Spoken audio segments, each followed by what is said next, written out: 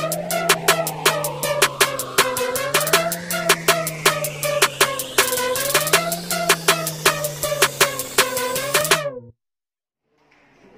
selamat pagi anak-anak, apa kabar? Nah, berjumpa lagi dengan video pembelajaran kita selanjutnya, yaitu tema 3, yaitu tentang peduli terhadap makhluk hidup. Nah, pada video ini kita akan membahas bagian subtema 1, hewan dan tumbuhan di lingkungan rumahku. Nah, anak-anak, sebagian besar masyarakat Indonesia itu mengkonsumsi nasi sebagai makanan pokoknya.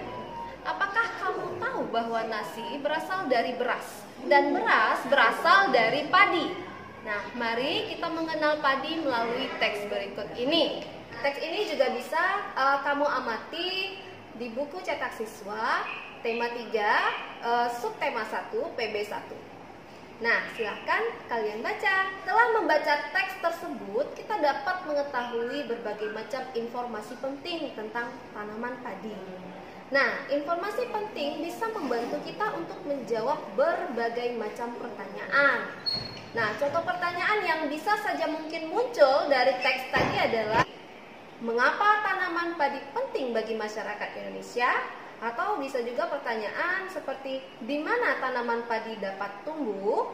Nah, pertanyaan-pertanyaan tadi berbentuk kalimat tanya. Apa itu kalimat tanya?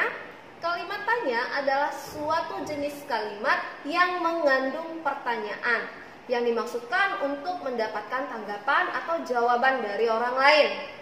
Nah, kalimat tanya yang baik harusnya menggunakan kata-kata tanya. Nah, perhatikan kata-kata tanya berikut. Nah, pertama ada siapa yang gunanya untuk menanyakan orang atau pelaku. Lalu apa menanyakan sesuatu hal. Mengapa menanyakan sebab atau alasan, dan juga ada bagaimana yang berfungsi untuk menanyakan cara atau proses sesuatu atau bisa juga kabar seseorang. Lalu kapan yang digunakan untuk menanyakan waktu, dan di mana digunakan untuk menanyakan tempat, lalu berapa yang digunakan untuk menanyakan jumlah. Nah, dari kata-kata tanya tadi, anak-anak bisa menyusun sebuah kalimat tanya dengan benar. Dengan berlatih membuat pertanyaan yang tepat, dapat membantu kita untuk mengumpulkan informasi sebanyak-banyaknya. Nah, mengumpulkan informasi juga bisa dilakukan dengan kegiatan wawancara. Pernah dengar kegiatan wawancara sebelumnya? Nah, sebelum kita bahas lebih lanjut, kita akan cari tahu dulu apa yang dimaksud dengan wawancara. Wawancara merupakan percakapan antara dua orang atau bisa lebih yang terjadi antara narasumber dan si pewawancara. Nah, apa itu narasumber? Narasumber adalah orang yang diwawancarai atau orang yang dimintai keterangan untuk diambil informasinya. Lalu, pewawancara maksudnya adalah orang yang melakukan wawancara. Nah, untuk melakukan wawancara, sebelum memulai wawancara, ada hal-hal yang harus kita perhatikan. Nah, atau yang harus kita persiapkan. Pertama, menentukan topik wawancara, lalu menentukan narasumber, dan membuat janji dengan narasumber tersebut terlebih dahulu. Lalu, kemudian barulah kita menyusun daftar pertanyaan yang akan kita ajukan pada saat wawancara. Nah, untuk anak-anak ketahui, membuat pertanyaan dalam wawancara, kita harus memperhatikan kalimat tanya yang akan kita ajukan kepada narasumber. Kalimat tanya yang kita ajukan itu harus merupakan pertanyaan yang memiliki kriteria yang bagus. Nah, perhatikan beberapa kriteria pertanyaan yang bagus seperti di samping ini. Nah, pertanyaan yang baik itu adalah pertanyaannya sesuai topik wawancara. Lalu, pertanyaan juga jawabannya jangan hanya iya dan tidak saja. Kalau bisa pertanyaan itu menggali lebih banyak informasi, dan pertanyaan juga harus diawali dengan kata tanya.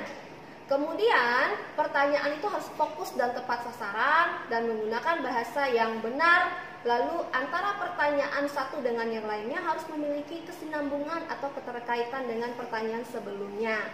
Nah, barulah bisa dikatakan kalimat tanya atau pertanyaan yang anak-anak ajukan pada saat proses wawancara sudah termasuk ke dalam pertanyaan yang baik. Nah, Pada saat melakukan wawancara ada beberapa hal yang harus anak-anak ibu perhatikan.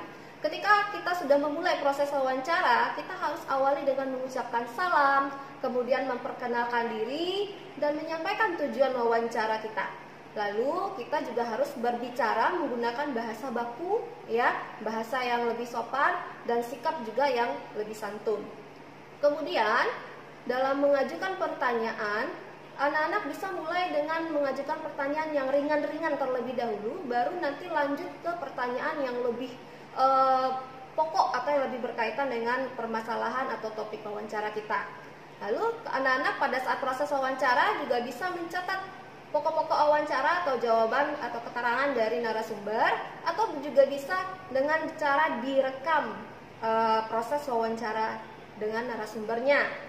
Lalu jangan lupa anak-anak ketika melakukan wawancara, saat narasumber menjawab atau memberikan keterangan, kita tidak boleh memotong atau menyela pembicaraan atau jawaban dari narasumbernya, ya. Nah, setelah pertanyaan selesai semuanya diajukan, nah tentunya wawancara kita sudah hampir berakhir. Lalu yang harus kamu lakukan adalah kita mengucapkan terima kasih kepada narasumber, dan anak-anak juga bisa minta maaf jika selama wawancara ada hal-hal yang tidak menyenangkan atau kurang berkenan yang terjadi di antara narasumber dan pewawancara. Kemudian baru diakhiri dengan salam. Nah, bagaimana anak-anak? Ibu harap kalian dapat berlatih, ya, atau mencoba melakukan wawancara ini di rumah dengan menjadikan orang tua, saudara sebagai narasumber dengan menentukan topik wawancaranya terserah, mulai dari yang ringan-ringan saja, ya. Silahkan dipraktekkan di rumah.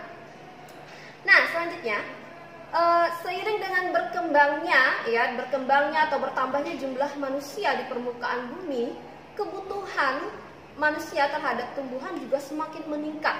Oleh karena itu kita harus menjaga kelestarian tumbuhan agar lingkungan kita itu tetap seimbang.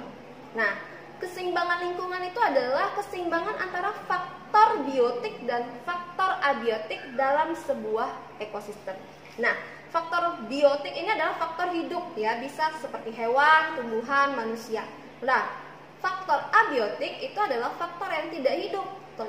Contohnya tanah, air, udara, sinar matahari, dan lain-lain sebagainya. Nah, jadi kedua faktor biotik dan abiotik ini memiliki hubungan timbal balik, ya, yang saling membutuhkan. Jadi jumlah antara faktor biotik dan abiotik itu harus seimbang. Maka jika itu terjadi, maka akan berlangsunglah lingkungan yang seimbang. Lalu untuk dapat melestarikan tumbuhan, kita harus mengenal nih bagian-bagian tumbuhan. Perhatikan gambar bagian tumbuhan berikut ini. Dari gambar di samping, ya, anak-anak bisa mengamati bagian-bagian tumbuhan. Mulai dari akar, kita mulai dari yang paling bawah, yang fungsinya adalah untuk menyerap air dan mineral. Dan juga sekaligus akar juga berfungsi untuk pernafasan pada tumbuhan dan juga menunjang berdirinya tumbuhan. Lalu kita naik pada bagian batang. Batang berfungsi sebagai tempat tumbuhnya daun, bunga, dan buah. Dan juga batang itu juga berfungsi mengangkut air dan mineral ke bagian tumbuhan lainnya. Dan batang juga berfungsi sebagai menyimpan cadangan makanan. Kita lanjut pada bagian daun, berfungsi sebagai tempat terjadinya fotosintesis atau proses memasak pada makanan. Dan daun juga sebagai alat pernapasan bagi tumbuhan. Kita lanjut pada bagian selanjutnya, yaitu buah.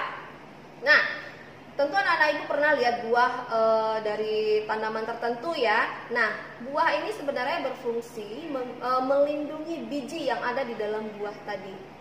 Kemudian buah juga memiliki fungsi sebagai sumber makanan bagi manusia dan hewan. Lalu di dalam buah itu terdapat biji. Nah, biji fungsinya adalah membentuk tumbuhan baru. Nah, kenapa membentuk tumbuhan baru? Karena jika biji ditanam, maka akan tumbuh menjadi tanaman yang baru. Oke, anak-anak, ibu harap anak-anak sudah paham bagian-bagian dari tanaman tadi dan juga berbagai macam fungsi mereka masing-masing. Nah, lingkungan di sekitar kita memiliki beragam bentuk.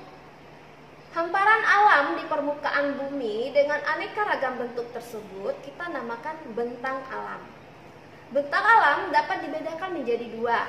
Nah, pertama ada wilayah daratan, yaitu bagian bumi yang tidak digenangi air. Lalu ada wilayah perairan, yaitu bagian bumi yang digenangi air.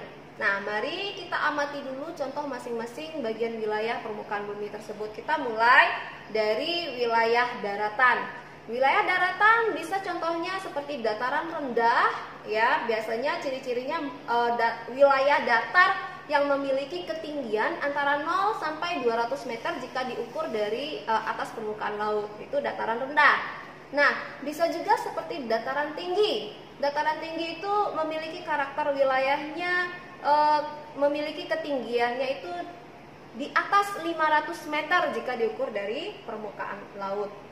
Lalu pantai. Nah, ini jangan sampai salah kaprah. Kalau pantai itu bukan bagian daerah perairan tetapi daratan, karena pantai itu adalah daerah perbatasan antara laut dan daratan. Dia daerah perbatasan, tapi tidak termasuk daerah perairan karena pantai merupakan daerah daratan.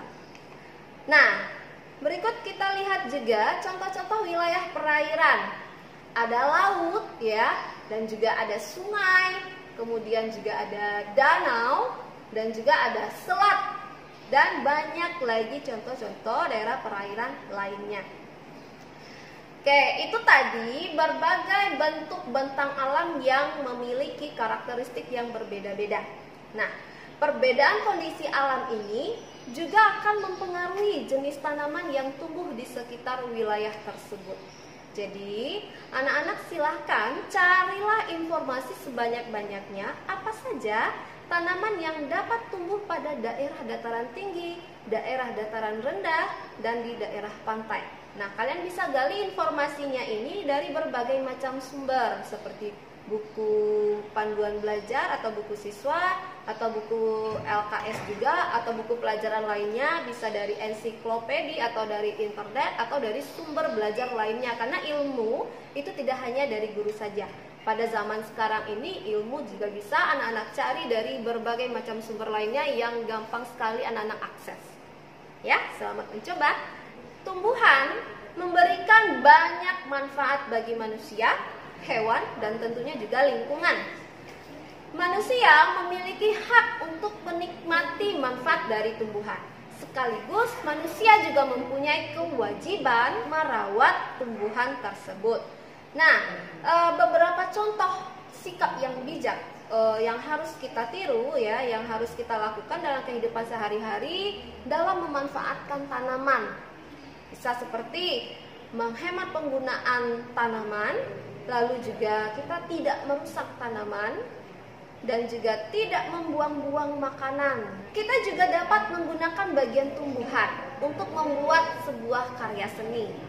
Nah, apa saja contoh karya seninya? Salah satunya adalah kolase.